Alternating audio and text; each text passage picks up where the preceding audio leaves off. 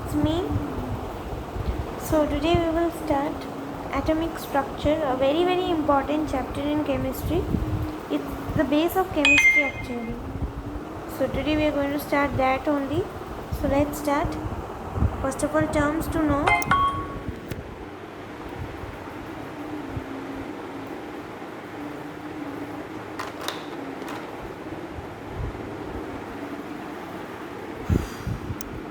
Important terms.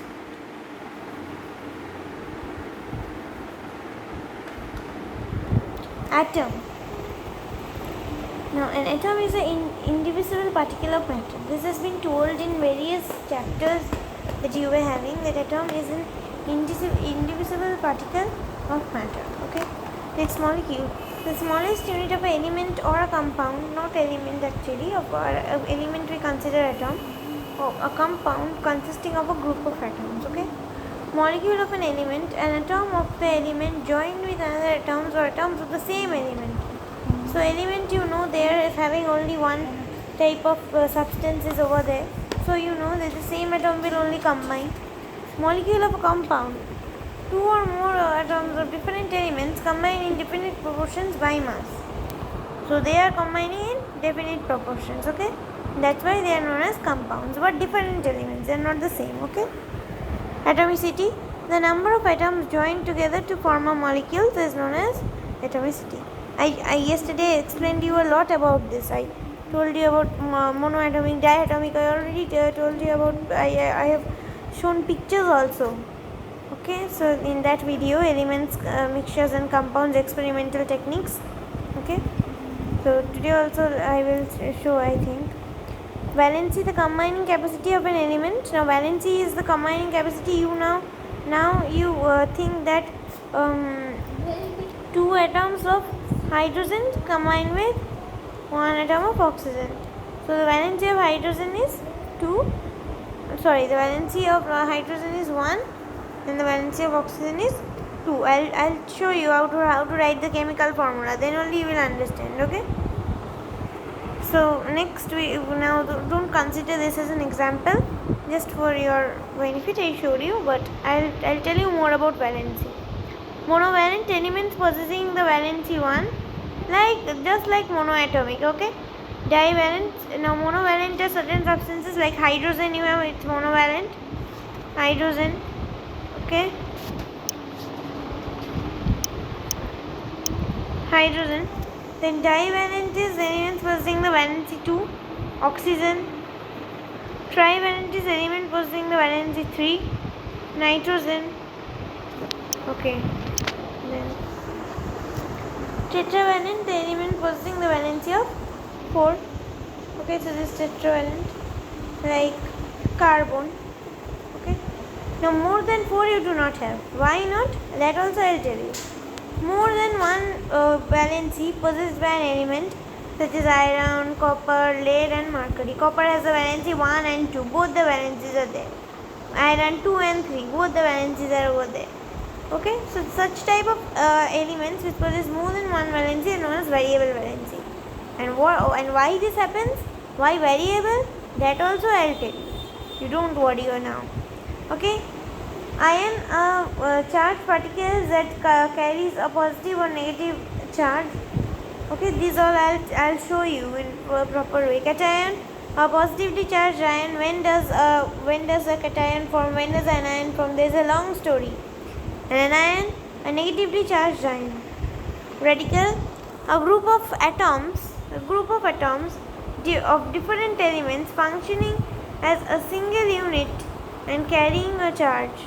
They are not compounds. Compounds do not have charge. This is the main difference between. Now, what is the difference between? Now,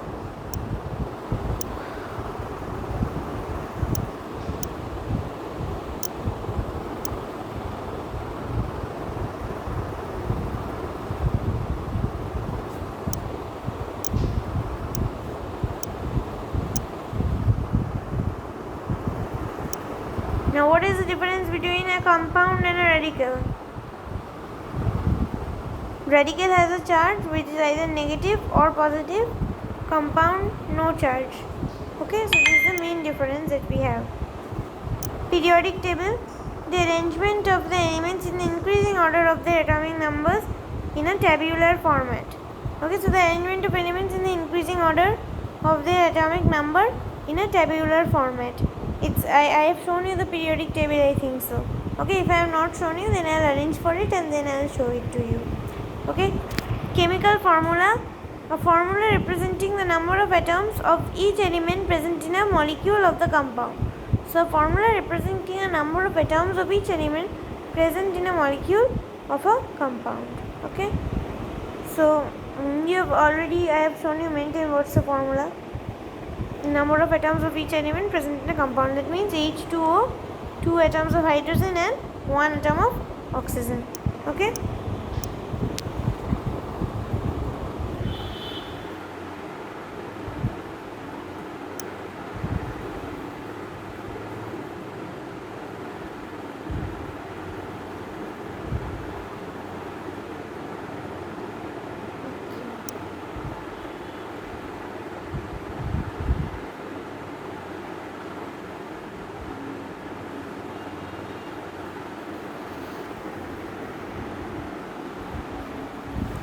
internet connection, there is a problem.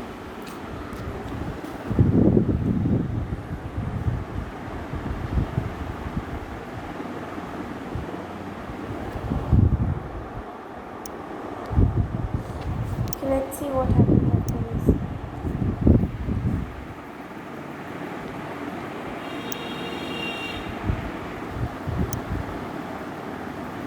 Okay, so this came. So it's already came. Okay, so the number of atoms that are so number of atoms, an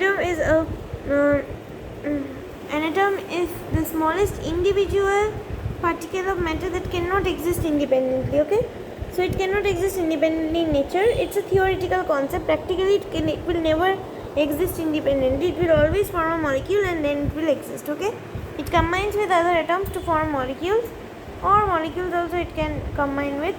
It shows all the property of an element but not of a compound. Okay, I told you why in the previous video.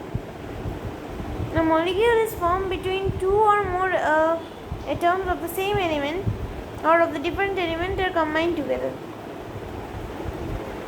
Okay, so when different element is formed of different elements, that means of a compound, and same elements, elements. An atom always combine in whole numbers to form a molecule. Half an atom cannot combine with 1/4 of an atom. Okay, you will always have one atom or two atoms, always in whole numbers, not in a fraction. Okay, I hope you understand. Now molecules are classified into two types: molecule of an element and molecule of a compound. Okay, so then molecule of an element is formed when an element joins with another atom or atoms of the same element. Okay, same means you always know elements. And molecule of a compound is formed when two or more atoms of the different elements combine in definite proportion by mass. These are certain characteristics that compounds need. Atomicity. Atomicity is the number of atoms joined together to form a molecule of an element. Molecules can be of the following type based on monoatomic, diatomic, triatomic and polyatomic. Okay, so I told you, I gave you examples also. Monoatomic of valency of atomicity 1, Au, okay, aurum, gold. Diatomic oxygen of atomicity 2, atomicity 3 is triatomic, ozone, and atomicity 4 is polyatomic, which is more than 3 is polyatomic, which is sulfur and phosphorus. I gave you S8 and P4. Okay, so next, valency. Valency is the combining capacity of an element. Valency is always a whole number. Since atom combine in whole numbers, then valency also has to be whole numbers. Okay, there is a direct relation between that. Okay, valency is important while deriving chemical formula of a compound. Monovalent elements possess of valency 1. Okay, I already gave you examples. Divalent elements possess valency 2, trivalent elements possess valency 3, tetravalent elements possess valency 4. Some atoms such as iron, copper show more than one valency. Such elements are said to have variable valency. Okay? Why? That I will tell you. Ion of a charged particle carrying a positive charge is known as cation, and negative charge known as anion. And how these charges are formed, I will tell you. A radical is a group of atoms of different elements functioning together as a single unit. Number 1. Number 2, carrying a charge. It is not capable of independent existence. Hence, it combines with another radical or an element. Number 4. Okay. Now, some examples are H2SO4. Okay, these are certain examples. H2CO3. Okay, CO3 is a radical, SO4 is a radical, so they are combining with elements always. So the elements that are arranged in the increasing order of their atomic numbers in a periodic table, there are 118 known elements. This comes as a fill in the blanks. Okay, so they are arranged in the Mendeleev's table or the periodic table. The periodic table consists of rows and columns. The group of periodic tables are arranged in a way such that all elements belonging to the same group have the same valency. These elements exhibit the similar properties also. Okay. So just like kingdom classification in biology, you have classification over here also, because there are numerous elements in compounds and scientists find it difficult. Okay. Like there are numerous organisms and scientists find them difficult, biologists, alchemists also find them difficult. So that's why they are doing this easy process. Chemical formula represents the number of atoms of each element present in a molecule or of a compound. It is important to know the symbols and the valencies of the element and radical to write a chemical formula. Okay. H2O. H2 consists of 2 atoms of hydrogen and 1 atom of oxygen. Okay.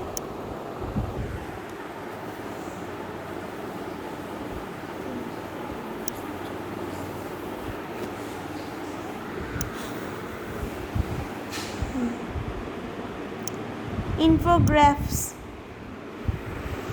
Okay, so now the structure of an atom. An atom is made up of a smaller unit of subatomic particles. These particles are known as electrons, protons and neutrons. Please concentrate. This part is very, very important. Atoms can be classified into electrons, protons and neutrons. Okay. So these are known as subatomic particles. Electrons are negatively charged and has a negative unit charge. These electrons are negatively charged, minus. Every object has a charge. Even I and you have a charge. Okay. Protons, they are positively charged. Protons, it is present in the nucleus. So one of positively charged, and neutrons are electrically neutral particles. So no charge. They have no charge. Okay. Now protons and neutrons present in the nucleus together are known as nucleons. Since these neutrons and the protons, these two are present in the nucleus, they are known as nucleons, and these electrons are present in the orbits and they are revolving around it. Just like our solar system. See, this one is the sun. See, this one is the sun, and then this all the planets are going around that. Just like the atomic system, the solar system is also going like that. Atoms and molecules. See, hydrogen atoms, they cannot exist independently. Okay. Now they form two. Their atomicity is 2.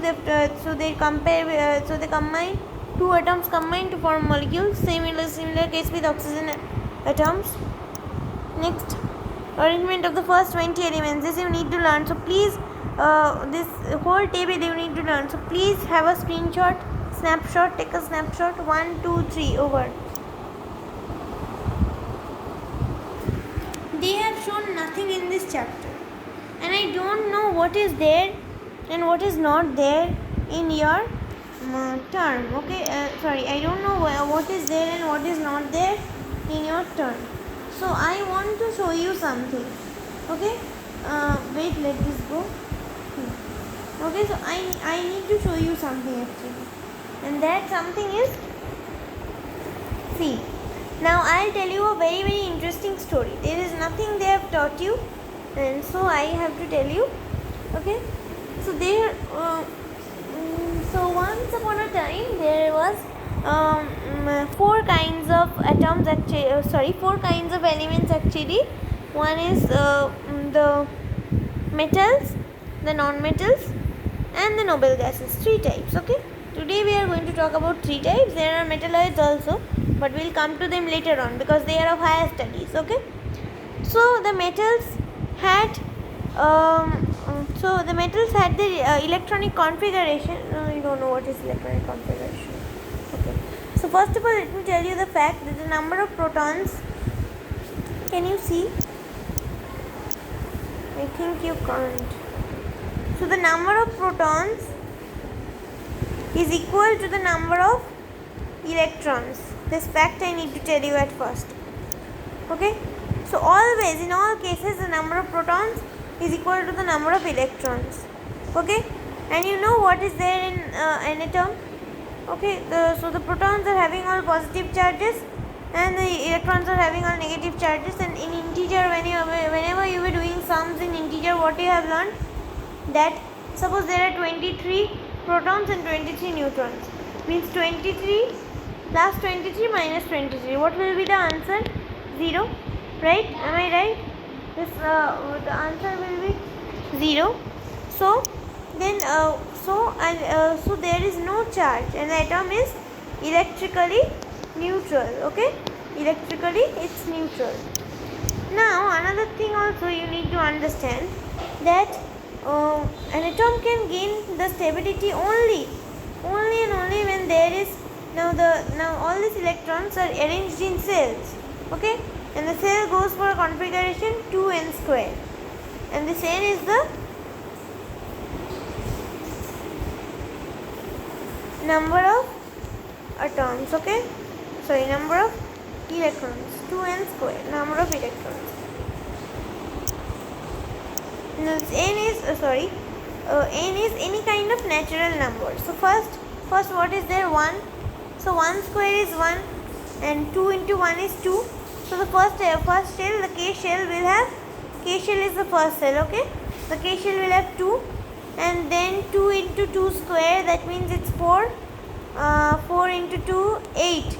So L shell, KL, like this they have name NOP, like this it goes on. And so L shell having 8, and then 2 into 3 square, that is 9, and into 2 is 18. So M shell is having 18, right? Am I right? Okay, next, so all these are over there. Now think of a sodium atom. Okay, in Na the number of electrons is 13.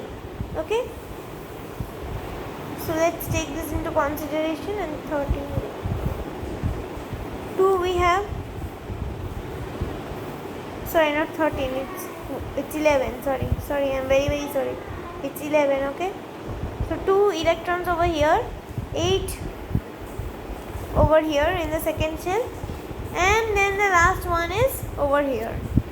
And now it cannot fill an octet structure, and if the elements are not forming an octet structure, they cannot be stable. They are very unstable in that cases. Okay, and in a helium, now see, for the noble gases I am showing you.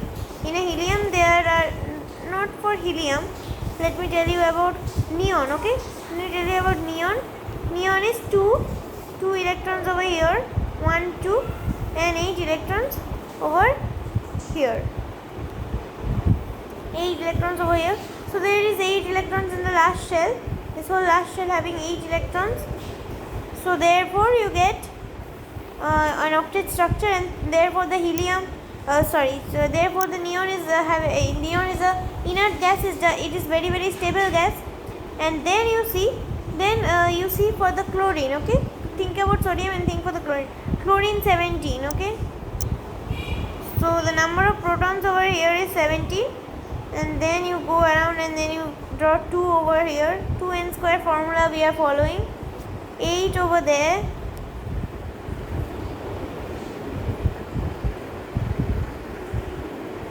and 7 over here. This is the configuration, you understood? Now I am drawing a sodium atom. Okay. Okay, now let me take into consideration only the last cells of the sodium atom. Last cell of sodium atom means you have 1 electron in the last cell and you have 7 electrons of chlorine in the last cell. So what happens? Now chlorine asks, now if sodium leaves 1 electron, then it will have an octet structure, right? Then the other cell will become the last cell, and in the second last cell there is already a 8 electronic configuration, so therefore it will become stable. And if chlorine takes 1 electron, then what will happen? It will also form an octet structure. There will be 8 electrons in the last shell. It will also become stable. So then what this two does is to these two looks for each other and finds each other. Okay, the story is going like this. Okay, and then they says that okay, I will now sodium says okay, I'll give you 1 electron, and chlorine says okay, I'll also accept your 1 electron. So sodium gives 1 electron to chlorine, and therefore sodium becomes octet, chlorine also becomes octet, and now they form and now now here is positive charge, here is negative charge. Unlike, because what happened, now the electron is excess in chlorine, right? In chlorine there is 17 protons and 18 electrons, so there is negative charge, and here there is 11 protons and there is 10 electrons. Protons and 10 electrons, so the protons is more, so they form positive charge, and here is from negative charge. Unlike charges attract each other, you have learnt in magnetism in physics, and they combine together to form the compound NaCl, which is sodium chloride we eat as salt today. Okay, so now you understood. Okay, so they form a compound.